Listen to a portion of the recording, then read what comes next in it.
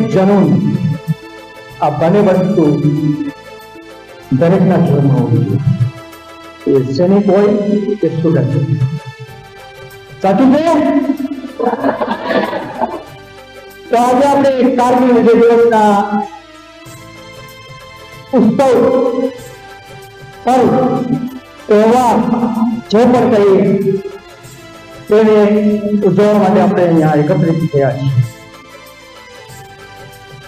સવારે મારા સિનિયર વાળા બાપુએ લીધું કે અત્યાર સુધીમાં 3 યુદ્ધ થયા છે. એ 3 યુદ્ધમાં હું તમારી સમક્ષ એવા વ્યક્તિ બેઠા છે જે એક વ્યક્તિ 1971માં જે લડાઈ થઈ અને એ લડાઈમાં જ્યારે હિસ્સેદાર અને ભાગીદાર બન્યા એવા અમારા ગોવિંદસિંહ વાળા બાપુ.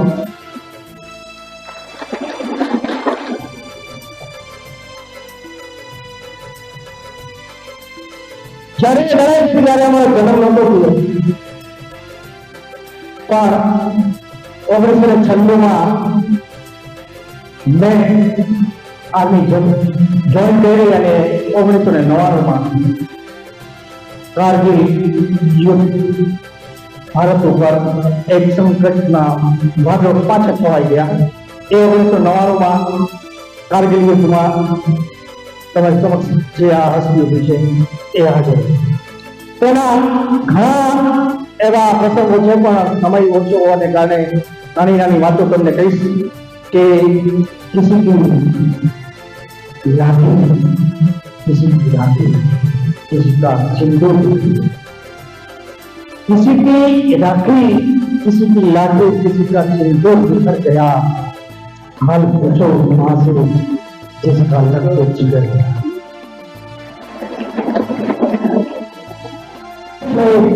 हिंदुस्तानी माने જેને આવા વીરપુત્રો સુરવીર યોદ્ધાઓ આપણી સમક્ષ અને આપણા હિન્દુસ્તાનને આપ્યા, અને એ હિન્દુસ્તાનના યોદ્ધાઓએ પોતાના એક એક બ્લડનો અને લોહીનો એક એક કતરો માતૃભૂમિની કાજ માટે વ્યતીત કર્યો. એક બહુ અમૂલ્ય યોગદાન અને તેનું બલિદાન છે. જ્યારે કારગિલની આ સંકટ સમયની દિલ બની ત્યારથી જે પંક્તિ ઉભરી कि खुशबू मेरे चमन की कभी ऐसी तो नहीं, खुशबू मेरे चमन की कभी ऐसी तो नहीं, हालत मेरे वतन की कभी ऐसी तो नहीं. घर आया है लिपट के किरण दिन शान से, घर आया है लिपट के किरण दिन शान से, किस्मत मेरे बदन की कभी ऐसी तो नहीं.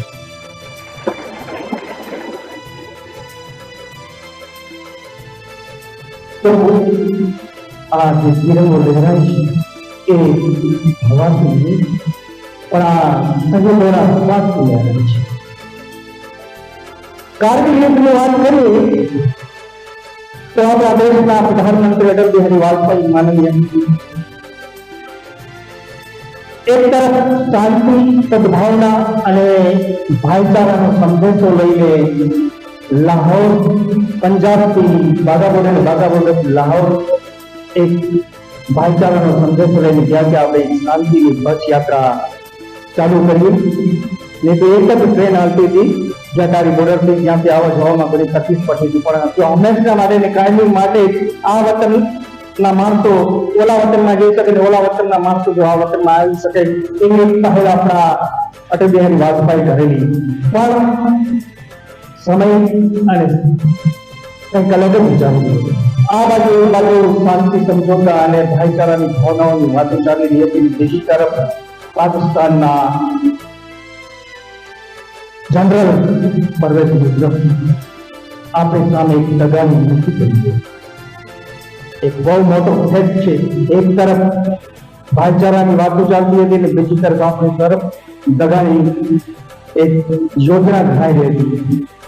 અને 1999 ની અંદર એક જ્યારે હિન્દુસ્તાન આઝાદ થયું ત્યારે એક કરાર કરવામાં આવેલો હતો, જે કારગિલ જે દ્રાસ સેક્ટર છે, જે હાઈએસ્ટ જે 15,000, 16,000, 18,000 પહાડીની ઊંચાઈઓ ઉપર જે પહાડો છે જ્યાં એટલો બરફ છે, જ્યારે હિન્દુસ્તાન આઝાદ થયું ત્યારે એમ કહેવામાં આવ્યું હતું કે આ જગ્યાએ જ્યારે સૈનિક હોય છે પણ નવેમ્બરથી લઈને ફેબ્રુઆરી સુધી આ એટલો બરફ પડે છે કે એ બરફમાં શ્વાસ લેવી પણ મુશ્કેલ હોય છે.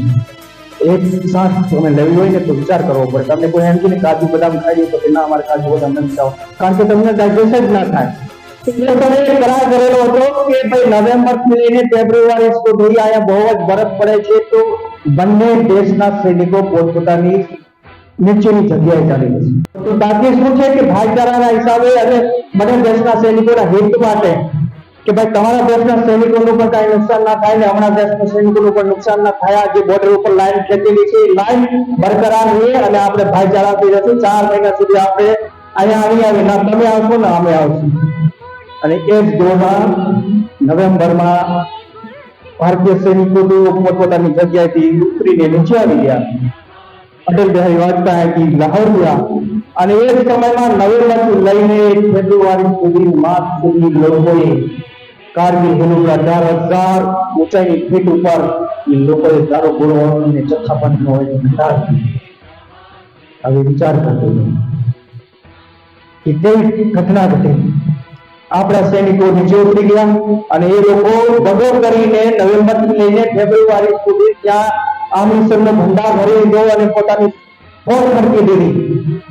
એ ફોજ ખડકા વચ્ચે હિન્દુસ્તાનની તમને ખબર જ કારણ કે સભ્યતાના શહેર જે શાંતિ જોતા કે ભાઈ આપણે આ કરાર કર્યો છે ને આમાં કઈ થાય જ નહીં, પણ તે છતાં દગાવી થઈ ગઈ. તો જે દગાવી થઈ ગઈ તો ત્યાંથી જ્યારે એપ્રિલ મહિનો આવ્યો અને એપ્રિલ મહિનામાંથી ધીરે ધીરે બરફ ઓગળવાનું ચાલુ થયું અને અહીંયાના રહેતા સ્થાનિક નિવાસીઓ હતા તે મોટા પકડાને ઘડિયા ચાલવા માટે જતા એને એક વખત નજરમાં આવ્યું કે આપણા હોસ્ટ ઉપર તો કોઈ હલનચલન દેખાય છે. હજી સુધી તો હિન્દુસ્તાનની ફોજ અહીંયા આવી અને આ અમારી પોસ્ટ ઉપર અમારી જગ્યામાં અમારી માલિકીમાં આપણે થઈ રહ્યું છે.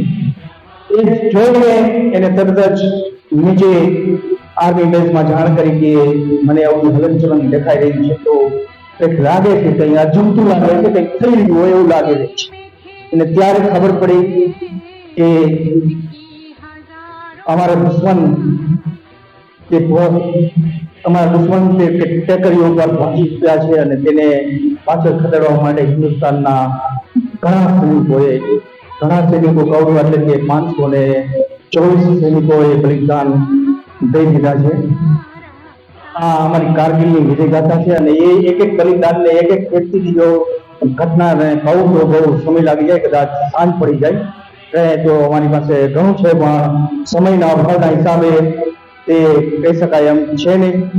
પણ એટલું કહ્યું કે પહેલી વખત જ્યારે હલચલ દેખાડી અને 5 સૈનિક જેમાં કેપ્ટન કાલિયા અને તેના 4 સાથીદારો જોવા માટે બોલ્યા કે ભાઈ જોયું તો આવો કે શું છે. હવે તો ખબર તો પડે કે આ ગડીયાએ કીધું છે, બકરી ચારવાળાએ કીધું છે કે આપણા માલિકીની અંદર કોઈ હલચલ કરતો દેખાઈ રહ્યું છે તો એને જોઈ તો આવો શું છે.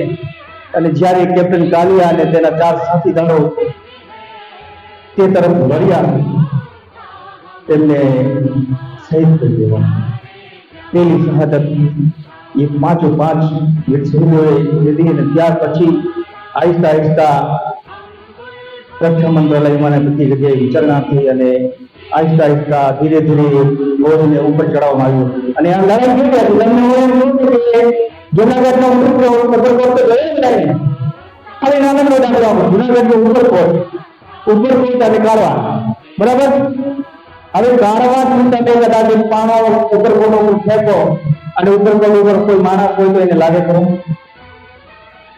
કારવા ચોકમાંથી તમે બંદૂક રાઇફલ ફાયરિંગ કરો, ઉપરકોટમાં જે માણસ બેઠો એને વીંધી નાખો, એને છાતીમાં ગોળીમાં આરપાર કરી નાખો, છાતીમાં ગોળી આરપાર કરી નાખો, એવું બને ખરું? બને. પણ 100માંથી 1 કે 2 વ્યક્તિને તમે એવું કરી શકો. કદાચ 1000ની તાદાદમાં હોય તમે 100માંથી 1-2 વ્યક્તિને એવું કરી શકો તો તમારી જીત ન થાય. પણ ઓલા લોકો હવે તમે જો ઉપરકોટથી કોઈ કાઢવામાં ગોળી મારે ને તમે નીચે 500 જણા 1000 જણા કાઢવામાં એમને ગોળી મારે છે, એમને મારા મારે છે, ઓછામાં ઓછા 3 કે 4 જણા તો લે. આ પરિસ્થિતિ હતી કારગિલ. એટલી ઊંચાઈ ઉપર તેમને વિજય લેવો બહુ અઘરો હતું. દેશના અનેક વીર જવાનોએ પોતાના બલિદાન આપ્યા છે। ત્યારે આ જોઈએ તો એટલું કહીશ કે આવો હમ सब मिलकर मनाए विजय दिवस न्यारा। आओ सब मिलकर हम मनाए विजय दिवस न्यारा, युगों युगों तक जिंदा रहेगा ये कारगिल दिवस हमारा। तेरी सांसों से चलता है, तेरी सांसों से महकता है ये तिरंगा प्यारा हमारा, ये तिरंगा प्यारा।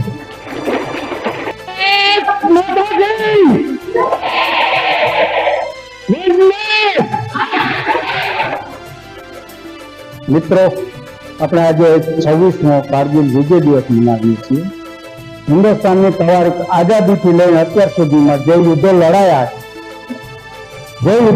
છે એમાં સૌથી પહેલું 1947નું કબાયલી યુદ્ધ, જેમાં આપણે માર ખાવી પડી, આપણે આપણો કાશ્મીર ખોવું પડ્યું એ આપણા નેતા જવાહરલાલ નહેરુને કારણે, જેણે ભારતીય સેનાઓને સ્ટોપનો આદેશ આપી દીધો।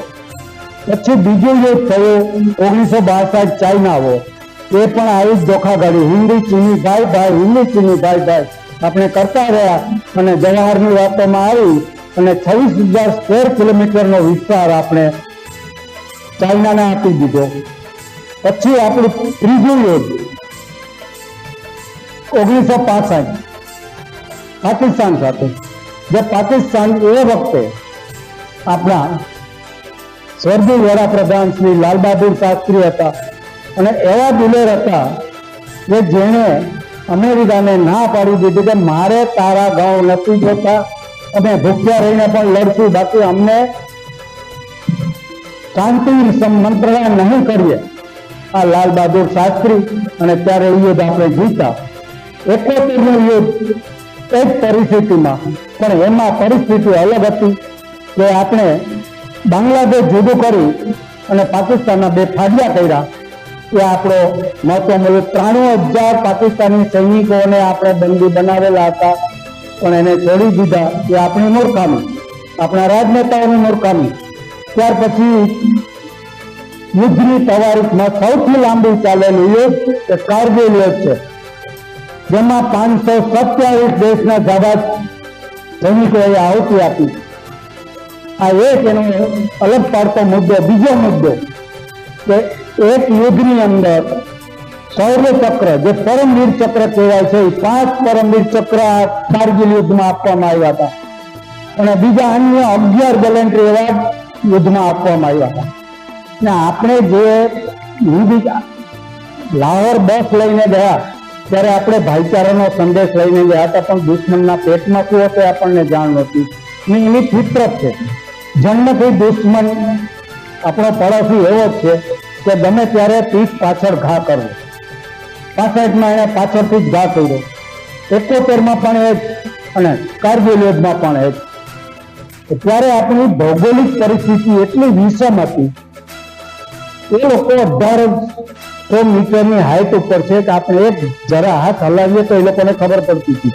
આપણી કેઝ્યુઅલિટીનું મૂળ કારણ અને આપણો આ લાંબો સમય થયો યુદ્ધને, આને કારણે કેમ કે ભૌગોલિક પરિસ્થિતિ આપણી વિરુદ્ધમાં હતી, છતાં આપણા જાબાઝ નરબંકાઓએ એ લડાઈ જીતી બતાવી। હું નહીં બોલું, પણ તમે કોણ બોલો, જય કાઢો, હાલો, ભારત માતા કી જય।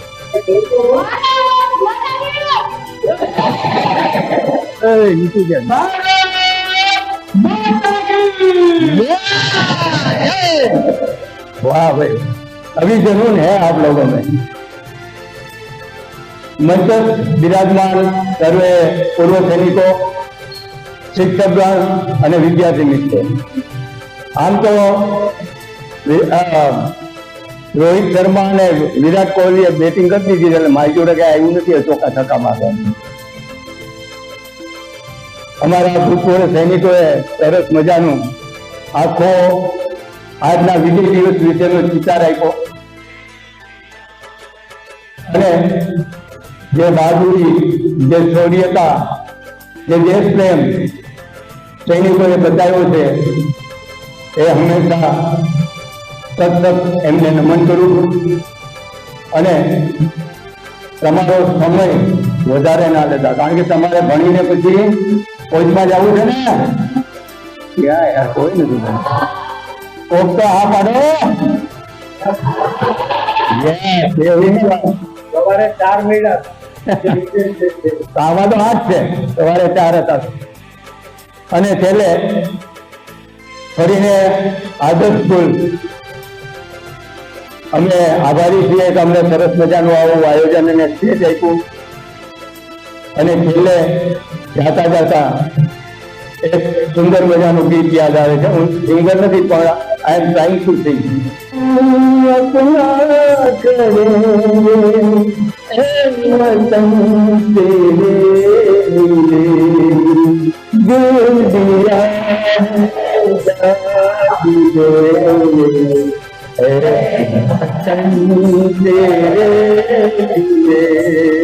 दिल दिया है दाद देंगे हे वतन तेरे